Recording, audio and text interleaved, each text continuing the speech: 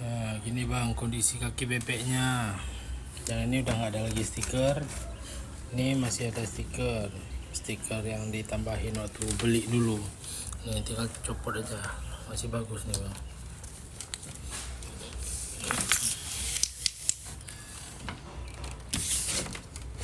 Nah lubangnya ada 4, yang 2 ini bekas bawaan, yang ini punya spora sub Spitfire. Nah, kemungkinan di food pocket Omer masuk juga. Terus kondisi depannya ini masih berstiker, ini nggak ada stiker.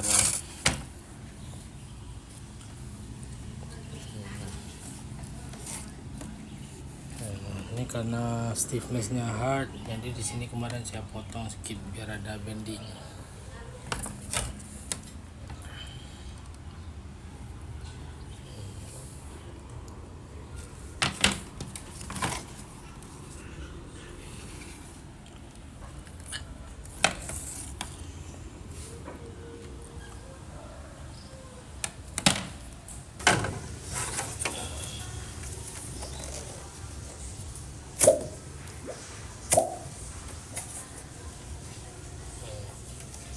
Stiffness hard, bendingnya cuma segini aja.